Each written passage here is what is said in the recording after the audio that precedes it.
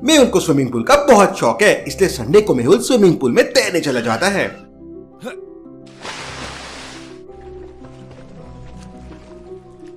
Mehul swimming pool में तैर ही रहा था कि उसके मोबाइल की घंटी बजती है। मेहुल कॉल उठाता है तो पता चलता है कि एक होटल में एक आदमी की अचानक मौत हो गई है। मेहुल तुरंत कपड़े पहनता है और अपनी कार लेके होटल पहुंच जाता है। मैनेजर, डेड बॉडी कहाँ है? मुझे डेड बॉडी के पास लेके चलो। मैनेजर मेहुल को तीसरे फ्लोर के रूम नंबर 7 में लेके जाता है, जहां पर डेड बॉडी पड़ी हुई थी। सर, इस आदमी का नाम विकास था और ये आदमी पिछले 2 दिन से हमारे होटल में रुका हुआ था। Interesting, very very interesting. अगर ये 2 दिन से होटल में रुका हुआ था, इसका मतलब जरूरी कुछ काम से आया होगा। इसके बाद मेहुल अपने ग्लव्स पहनता है और रूम की तलाशी लेने लगता है। मेहुल को कमरे में कुछ खास नहीं मिलता। मेहुल बाथरूम को भी अच्छी तरह से चेक करता है। इसके बाद मेहुल की नजर टेबल पर पड़ती है। टेबल पर एक पानी की बोतल, एक ग्लास और एक चाय का कप रखा हुआ था।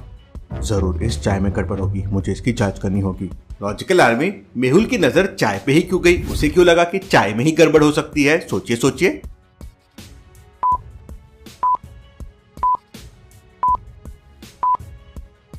पानी की बोतल को ध्यान से देखिए। पानी की बोतल थोड़ी सी खाली है और अप्रोक्सीमेटली उतना ही पानी ग्लास में भी है। मतलब उसने बोतल से ग्लास में पानी तो डाला लेकिन पिया नहीं। लेकिन चाय के कप को देखिए, उसमें बस थोड़ी सी चाय बची हुई है। इसका मतलब विकास ने चाय जरूर पी है। यहीं से मेहुल को चाय पर डाउट होता है। मेहुल कप के ऊपर बने उंगलियों के निशान ले लेता है और फॉरेंसिक जांच के लिए डॉक्टर संजना के पास भेज देता है। मेहुल मैनेजर के साथ कमरे से बाहर आता है। तीसरे फ्लोर पर रूम नंबर 7 के साथ 4 कमरे और थे। चारों कमरों को देखने के बाद मेहुल को एक कमरे पे डाउट होता है। लॉजिकल आदमी क्या बता सकते हैं मेहुल को कौन से कमरे पे डाउट आया? सोचिए सोचिए।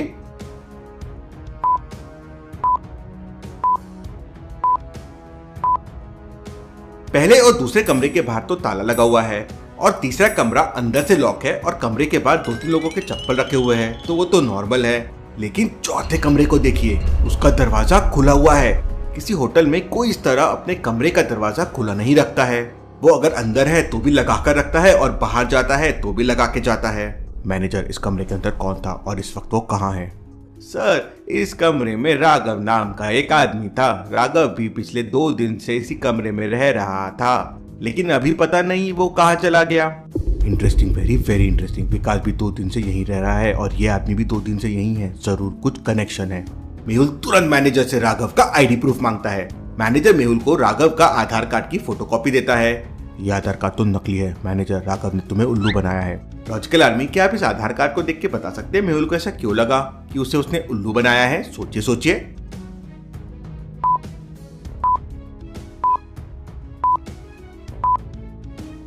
आधार कार्ड को ध्यान से देखिए, उस पर राघव का डेट ऑफ बर्थ 29 फरवरी 1999 है। अब फरवरी में 29 डे सिर्फ लीप ईयर में आते हैं, जो मल्टीपल ऑफ 4 में होता है, जैसे इस साल 2024 है।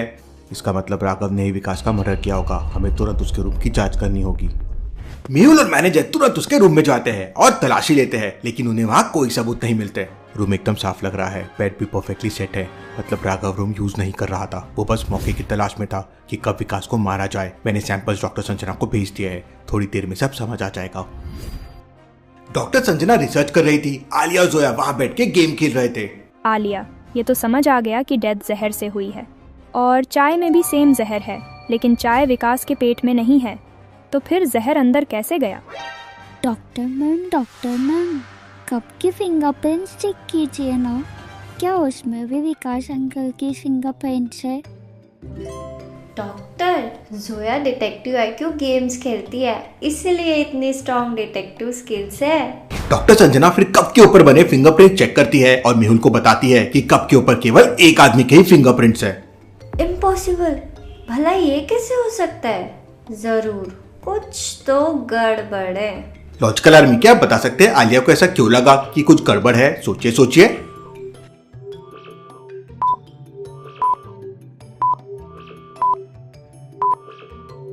सीधी सी बात है, जब वेटर कप को लेके आया होगा तो उसने कप को टच तो जरूर किया होगा और फिर होटल के किचन में भी किसी न किसी ने कप को टच जरूर किया होगा।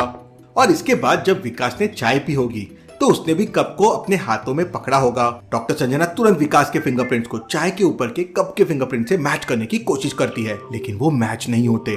डॉक्टर संजना मेहुल को कॉल करके ये सारी बात बता देती है। Interesting, very very interesting. यहाँ तो पूरा खेल ही बदल गया। इसका मतलब विकास ने चाय पी ही नहीं थी, तो फिर उसकी बॉडी में जहर कैसे गया होगा। तभी पीछे से जोया बोलती है, क्या ये पॉसिबल है? ये खाने से गया होगा। वाह जोया, डिटेक्टिव आईक्यू गेम से तुम तो बहुत स्मार्ट होते जा रही हो। लेकिन जब मैं विकास के कमरे में गया था तब वहाँ पे खाने की कोई चीज नहीं थी। इसका मतलब जरूर होटल का कोई आदमी इनसे मिला हुआ है। मैं वेटर से पूछताछ करता हूँ। विकास की मौत के समय होटल में 3 वेटर मौजूद थे। मेहुल तीनों से पूछताछ करता है। पहला वेटर कहता है, सर मैं कमरे में खाना देने जरूर गया था, लेकिन उसके बाद क्या हुआ मुझे कुछ नहीं पता। दूसरा वेटर कहता है, सर मैं कमरे में खाने की झूठी प्लेट उठाने गया था और सारे बर्तन लेके वापस आ गया, मुझे कुछ नहीं पता है सर। तीसरा वेटर कहता है, सर मैं तो समय नीचे वाले फ्लोर पे खाना दे रहा था, मैं ऊपर आया ही नहीं सर, मुझे नहीं पता। तीनों की बात सुनते ही मेहुल समझ जाता है कि कौन झूठ बोल रहा है। लेकिन क्या आप समझ पाए लॉजिकल आर्मी?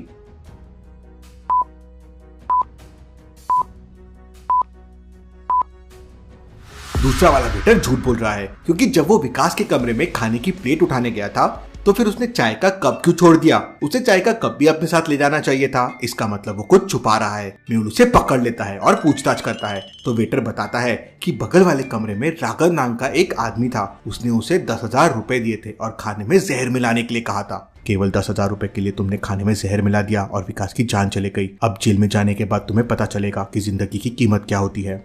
सर मुझे माफ कर दीजिए, अगर आप मुझे माफ कर देंगे तो मैं राघव के बारे में आपको एक सबूत दूंगा। अगर तुम राघव को पकड़ने में मेरी मदद करोगे तो मैं तुम्हारी सजा कम करवा दूंगा। इसके बाद वेटर मेहुल को बताता है कि राघव के पास बहुत सारी लोकल ट्रेन की टिकट थी और उसने डस्टबिन में फेंक दी थी। वो टिकट सारी की सारी वेटर के पास है। वेटर मेहुल को सारी टिकट्स देता है। Interesting, very very interesting. इसका मतलब राघव रोज जेपी नगर से गौतम नगर आता है। अब मैं उसे आसानी से पकड़ सकता हूँ। लेकिन सारी टिकट देखने के बाद मेहुल को एक डाउट आता है। इन सारे टिकट्स को लॉजिकल आर्मी आप देख के बता सकते हैं मेहुल को क्या डाउट आया? सोचिए सोचिए।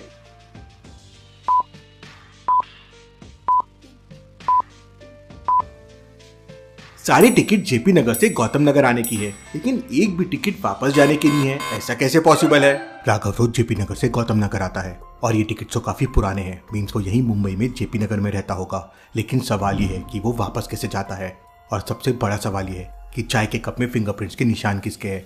ये दोनों सवालों के जवाब मेहुल को पता करना है। लेकिन कैसे पता करेगा मेहुल? मेहुल आदि को राघव का पिक्चर भेज देता है और आदि को जेपी नगर स्टेशन के फुटेजेस चेक करने के लिए कहता है। आदि वहाँ के सीसीटीवी हैक करके उन्हें मॉनिटर करने लगता है।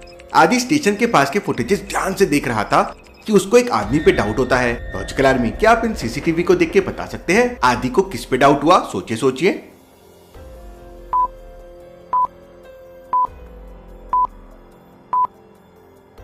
ये बंदे को देखिए, ये राघव है। इसने अपने कपड़े बदल लिए हैं और कैप पहन के रखा है जिससे उसे कोई पहचान ना पाए। आदि मेहुल को कॉल करके पूरी इन्फो दे देता है।